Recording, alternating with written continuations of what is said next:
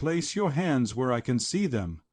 That's what the police shouted at me when a raging HOA neighbor dialed them while I was carrying my daughter's vibrant orange chair into our lake cabin. She accused me of being a predator running shady rentals with fake family members, all because she despised the color of our furniture.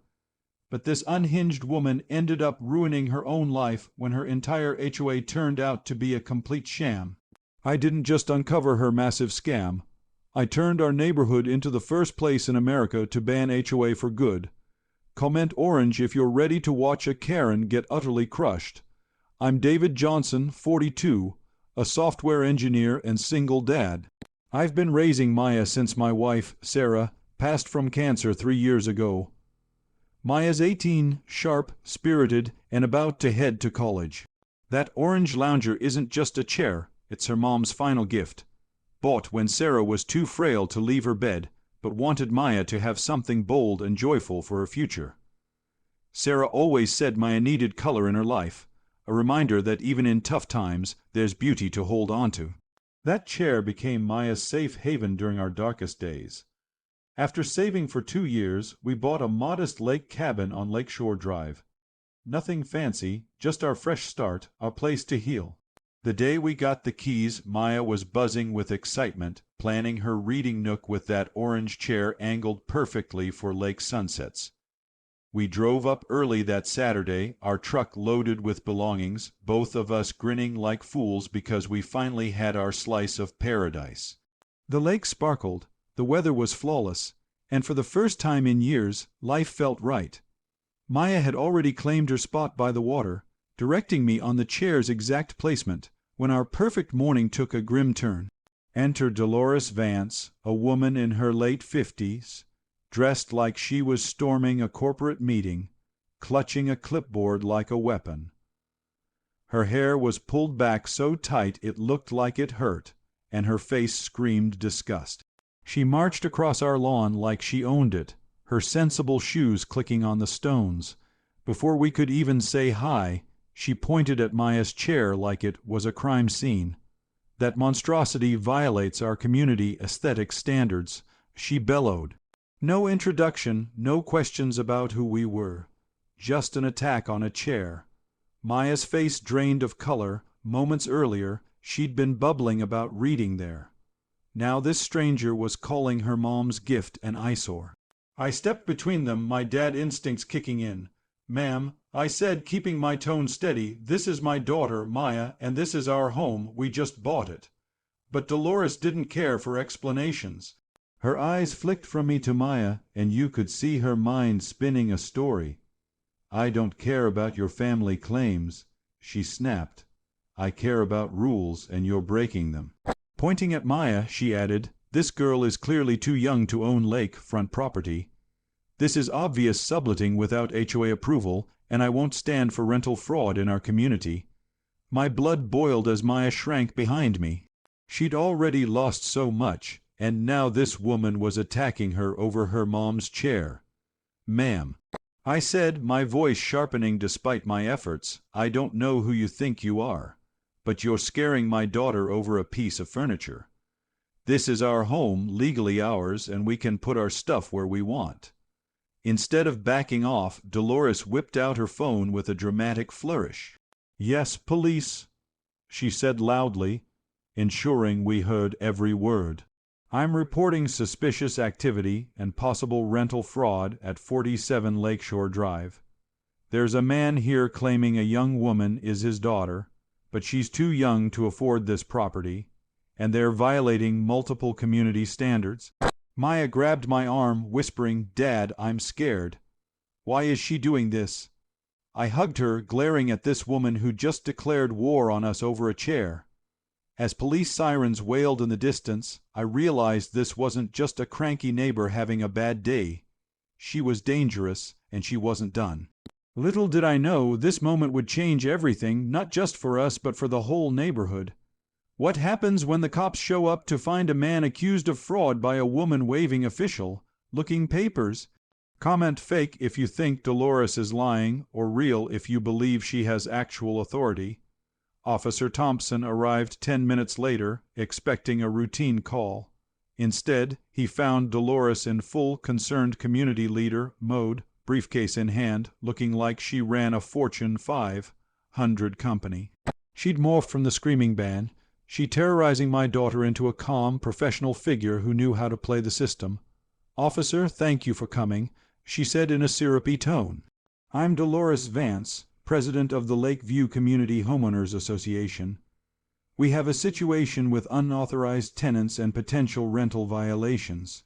She opened her briefcase like she was unveiling evidence in court, pulling out laminated documents, violation notices, and even an HOA president ID card.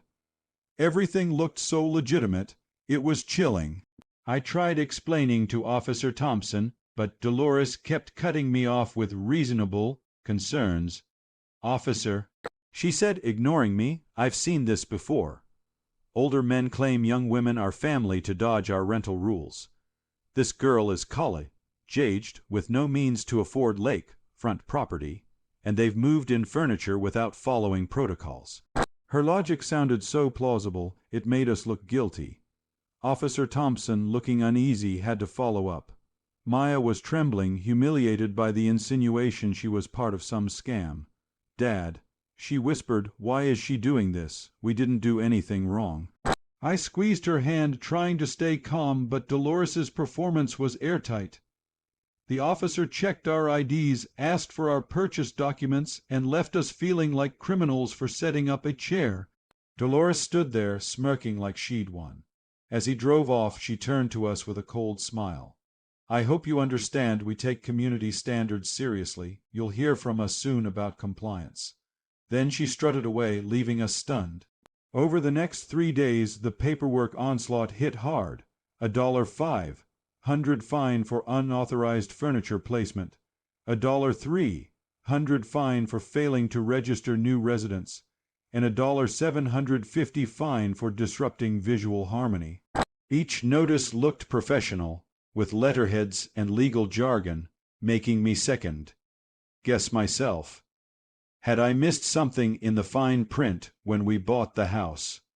The worst was a notice threatening legal action and possible forced removal if we didn't comply within 30 days.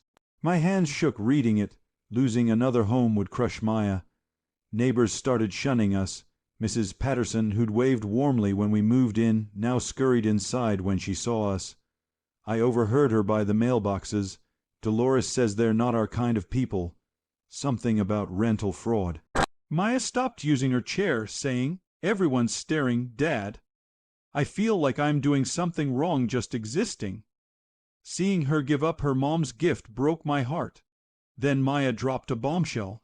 After crying over the hostile environment, she'd tried finding our HOA online to pay the fines and end the nightmare.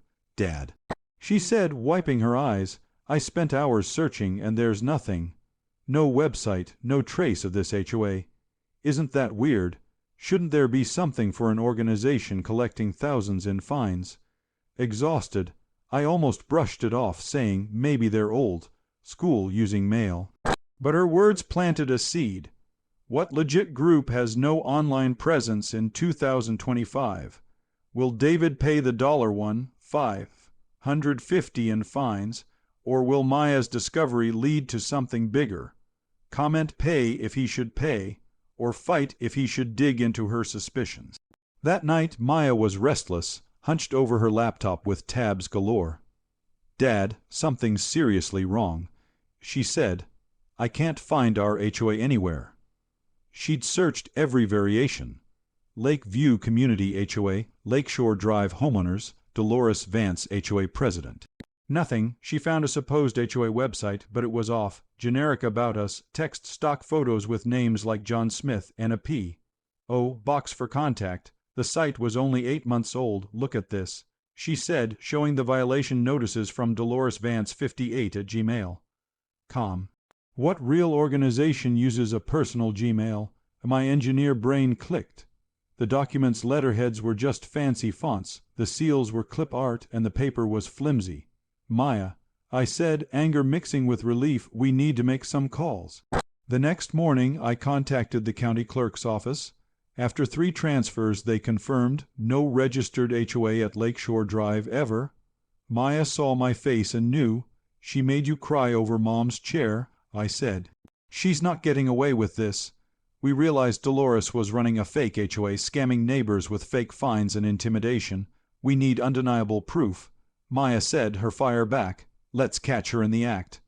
My idea, give her a stage to perform her fake role, but this time we'd be ready.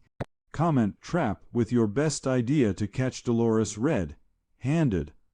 I crafted a careful email to Dolores, requesting a formal meeting with the full HOA board to discuss our violations, emphasizing official procedures and proper documentation. I wanted her to feel the pressure of producing a real organization. She replied within an hour, agreeing to meet the next evening at her house with all relevant board members. Her quick response was a red flag real HOA, don't move that fast. Maya suggested arriving early to catch her prepping her board. We parked across the street, and at 6:30 2 nervous women arrived.